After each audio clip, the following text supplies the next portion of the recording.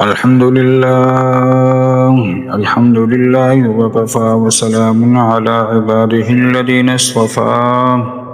أما بعد فأعوذ بالله من الشيطان الرجيم. بسم الله الرحمن الرحيم.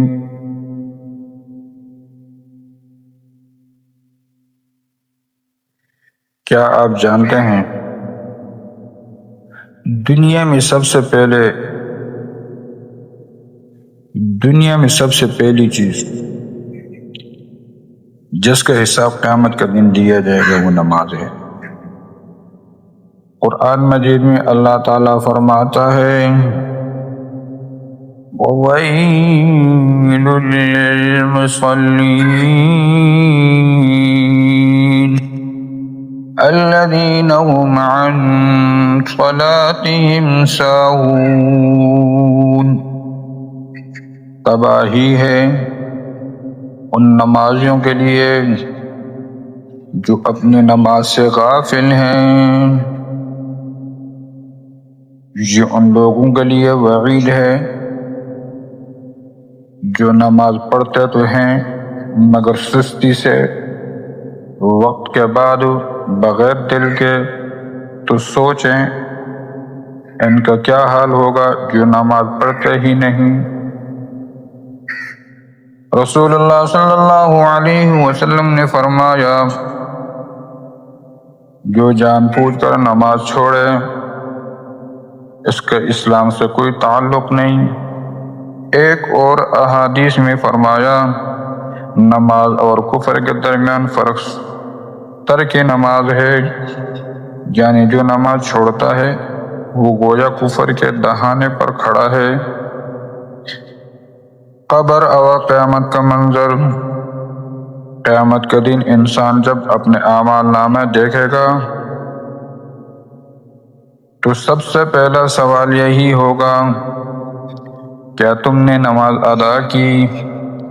اگر نماز صحیح نکلی تو باقی اعمال کا حساب آسان ہوگا، لیکن اگر نماز ضائع کی گئی تو سب برباد.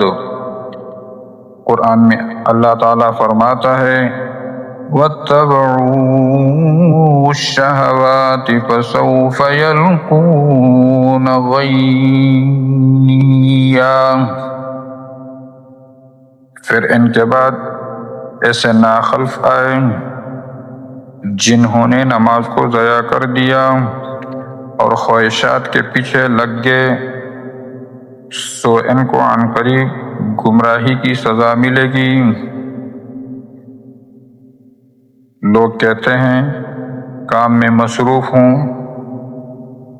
آفس میں وقت نہیں ملتا، دوسروں کے ساتھ مصروف تھا، لیکن یہ سب بہانے سے دنیا میں چلتے ہیں، اللہ کے ہاں نہیں. کیا آپ نے کبھی دیکھا ہے کہ جنازے میں موبائل ساتھ جاتا ہو یا کفن میں ATM کارڈ رکھا گیا ہو؟